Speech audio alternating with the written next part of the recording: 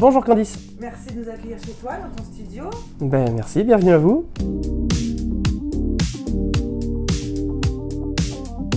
La photo, ça a toujours été une passion, donc ça a toujours été là, peu importe le métier que je faisais, j'ai toujours adoré la photo. Mes parents étaient photographes à Charleville. J'ai un appareil photo dans les mains depuis que je suis gamin, quoi. Et j'ai orienté mes études vers le business musical, faire de la photo, etc. Donc en fait, pendant un moment, j'étais chef de produit dans une entreprise qui vend des instruments de musique, un distributeur d'instruments de musique.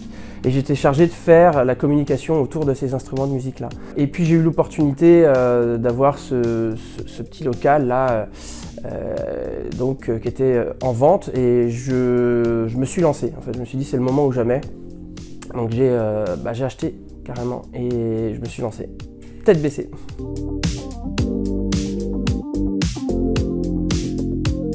Alors c'est vrai que c'est quelque chose qui est extrêmement plaisant quand on se lance à son compte, quand on décide de se lancer, c'est que ces échecs, on va se les prendre en pleine poire, ça va être très dur, très violent, parce qu'on est les seuls responsables, on ne peut pas rejeter la faute sur qui que ce soit.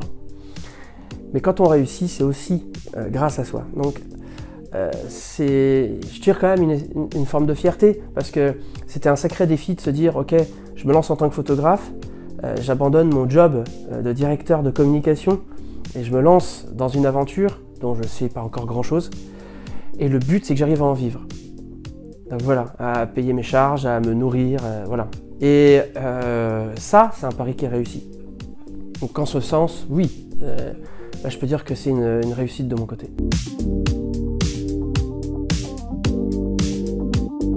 Quand je me suis lancé, tout à l'heure j'ai évoqué que ma femme et moi on était deux entrepreneurs et on s'est lancé en même temps. Donc bon, c'est double peine, hein, c'est double charge de travail, double stress.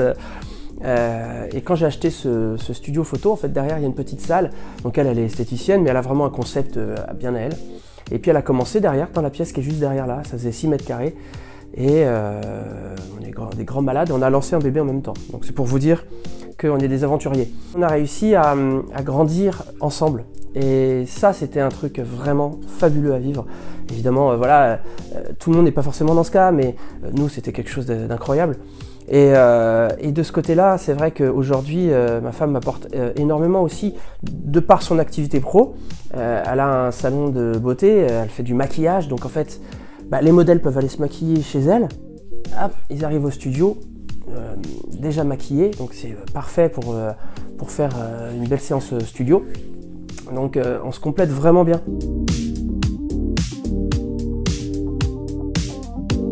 Avec ma femme, en fait, on a contacté des blogueuses, des événements qui se situaient dans Reims. On y allait gratuitement.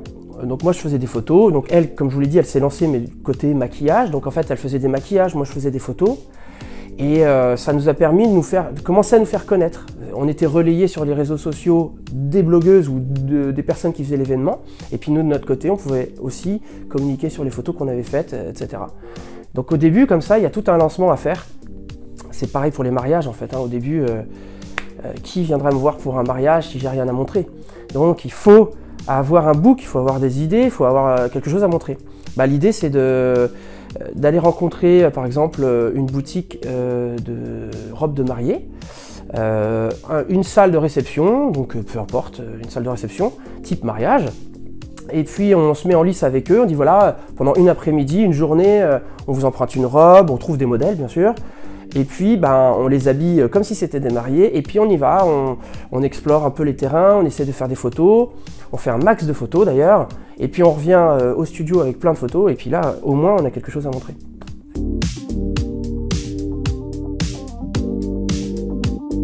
Alors quand j'ai monté le studio là, évidemment je me suis entraîné sur des personnes que je connaissais, ma femme, mon père, peu importe, ma sœur.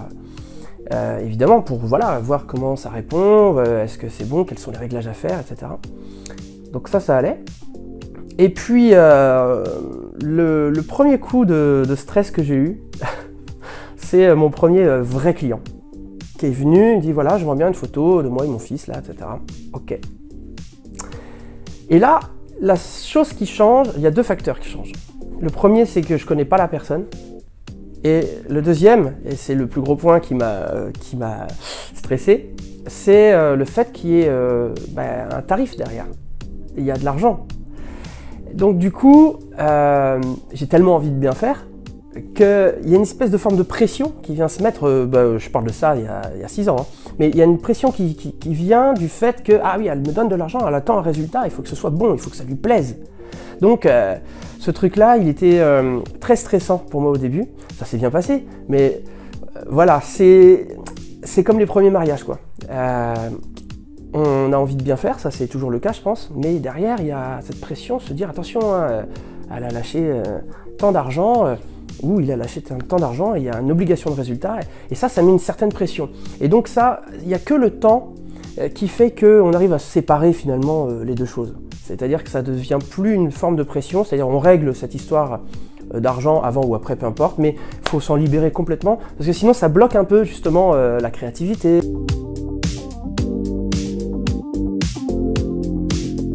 Je suis très axé sur l'émotion.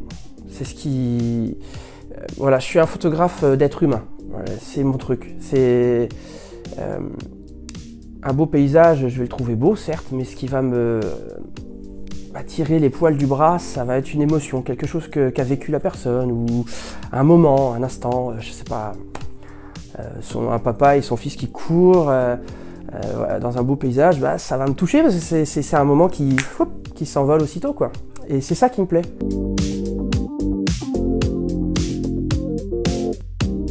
Ouais, y a une grosse partie qui est le mariage. Et oui, je fais aussi des photos pour des entreprises, des maisons de champagne, des événements, etc. Ouais. Pour le mariage, en général, je tourne autour d'une quinzaine de mariages par an. Et c'est une grosse partie, c'est quelque chose que j'aime beaucoup faire, qui est très énergivore, hein, attention. Mais pour le coup, dans une journée de mariage, on a vraiment cet aspect émotion qui ressort.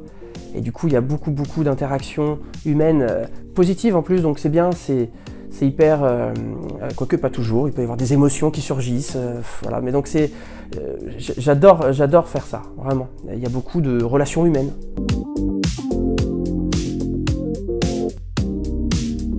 La personne vient, elle s'assoit à côté de moi, voilà, dans un fauteuil. Voilà, je dis avant de commencer, on va parler un petit peu. Et donc voilà, la majeure partie du temps, j'essaie de tutoyer parce que ça brise tout de suite une barrière. On ne peut pas difficilement livrer une émotion à une personne qu'on vous voit. Donc j'aime bien demander si ils acceptent qu'on se tutoie, et puis après on commence à parler. Et puis je dis voilà, pourquoi vous venez faire des photos, etc. Alors quand c'est une famille, une jeune famille, je ne vais pas pousser aussi loin cette chose parce que s'il y a un nouveau-né, on sent bien que l'émotion, elle est implicite. Ils viennent de donner vie à un bébé. Donc, mais quand je parle, par exemple, une femme seule qui vient ou un homme seul qui vient, j'aime bien savoir c'est quoi, pourquoi vous venez faire une photo seule. Et c'est génial parce que là, pour le coup, on cible vraiment sur... Il n'y a pas d'événement, on se concentre sur la personne, sur ce qu'elle a en elle. Et alors ça, j'adore ça, vraiment.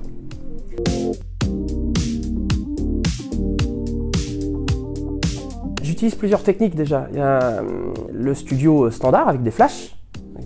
Et il y a le studio, toujours, mais en lumière continue. Concernant le studio, c'est très simple, hein. C'est uniquement des flashs standards. Il n'y a pas besoin de beaucoup de puissance parce que mon studio est très petit. Et après, c'est juste les modeleurs. C'est ça qui va faire qu'on va changer la manière dont la lumière va venir se poser sur le modèle ou sur le fond, etc. Donc oui, là j'ai 4 flashs, mais c'est juste pour être pratique, pour pas avoir à changer de place sans arrêt mes flashs, etc. Et comme encore une fois c'est petit, tout est positionné, j'ai plus qu'à déplacer un tout petit peu mes flashs à droite à gauche, mais tout est optimisé pour que ce soit facile. Donc en façade, j'ai un bol beauté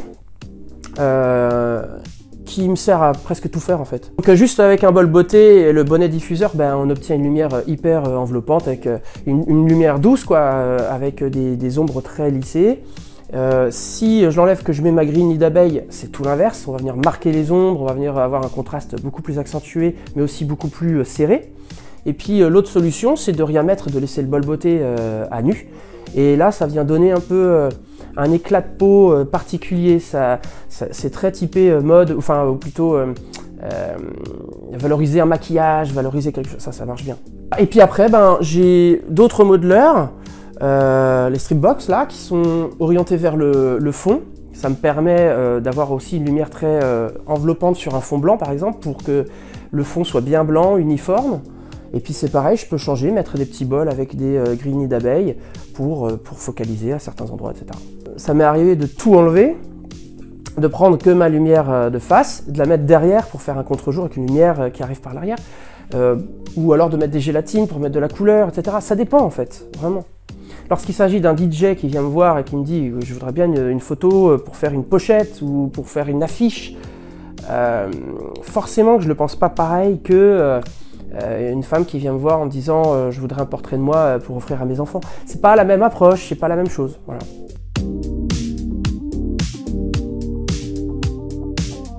Quand j'étais enfant, mon père affichait une photo dans sa maison, une photo de mes grands-parents qu'ils avaient fait chez Harcourt, donc le studio Harcourt à Paris, qui est connu. Et c'est une photo qui m'a toujours marqué parce qu'il y avait une ambiance particulière, on sentait bien les années 40 transpirer, parce que je crois qu'ils l'ont fait dans ces eaux-là. Et ça m'a toujours marqué de voir cette lumière, comment ils faisaient cette espèce de trait derrière, ça m'intriguait. Et donc c'est une photo qui a vraiment traversé les années de mon enfance. Et un jour, ma femme m'a fait la belle surprise de m'offrir une formation chez Studio Harcourt. Et donc je suis allé là-bas et j'ai découvert leur technique, leur approche photo sur la lumière continue. Parce que c'est vraiment une discipline à part, hein, c'est pas du tout comme le flash, quoi. Et du coup, j'ai vraiment eu envie de faire ça. Parce que ça permet des choses, non pas qu'on ne puisse pas le faire avec des flashs, mais l'approche n'est pas la même, l'ambiance que ça génère n'est pas la même. Il y a une espèce de proximité et surtout, ça permet de poser la lumière exactement là où on le veut, c'est-à-dire que ce que l'on voit, c'est ce qu'on aura à l'image derrière. Chose qui n'est pas toujours le cas avec un flash. On a des lumières témoins qui nous indiquent à peu près où on met notre lumière, mais à chaque fois, l'intensité, etc., on n'a pas forcément le même rendu à l'image après, on doit remoduler une fois qu'on a pris la photo. Là, avec la lumière continue, on a vraiment tout de suite de visu le résultat qu'on aura à la fin. Donc ça, c'est vraiment pratique et ça permet de ciseler vraiment, d'aller avec les coupes flux en fait. Et puis les lentilles de Fresnel, ça permet de focaliser la lumière, de l'arrêter précisément où on veut, et ça c'est hyper plaisant.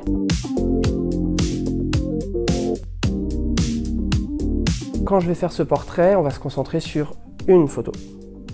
Une. On va en faire plusieurs, mais à la fin on n'en choisit qu'une.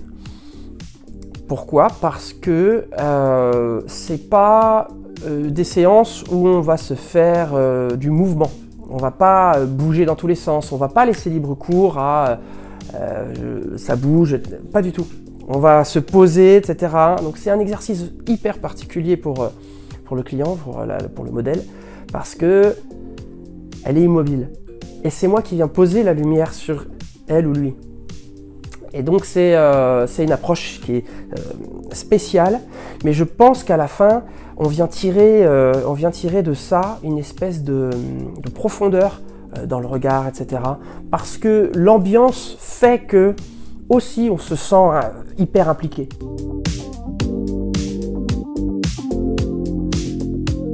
J'aimerais bien devenir un photographe qui se déplace au national. J'aimerais bien faire des photos, j'adore les vignes, j'adore Reims, j'adore ma région, mais c'est vrai que aller faire un mariage à la montagne, aller faire un mariage au bord de mer, aller faire un mariage ailleurs, dans une autre ville, etc., ce serait hyper stimulant pour moi parce que je vais découvrir des lieux que je ne connais pas.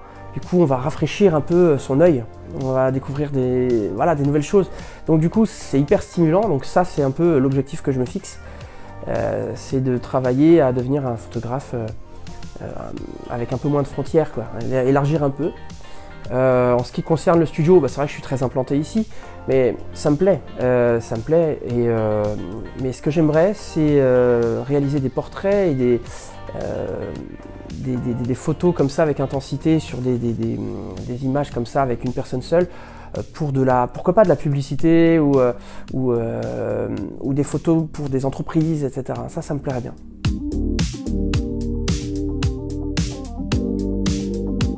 Il y a famille, ténacité et énergie.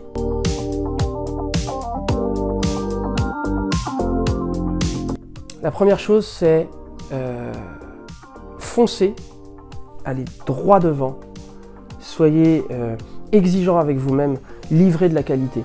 Déjà, première chose à faire, c'est se concentrer à faire de votre mieux pour livrer le meilleur de ce qui est possible pour vous à l'instant T.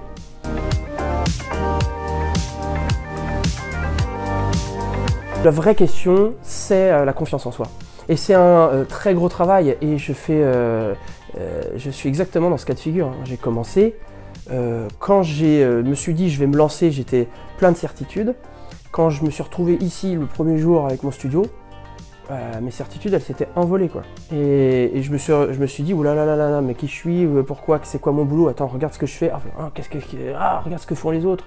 Et ouais, la comparaison, etc. Il y a aussi voilà, est-ce que mes tarifs valent ma prestation, tout ça. C'est plein de questions qu'on se pose au début, qui sont très compliquées à assumer. Et en fait, ça se déverrouille avec le temps. Ça se déverrouille avec le temps et on vient parfaitement assumer la prestation, on vient parfaitement assumer les choses. Et quand on prend confiance en soi, oui, là, ça marche.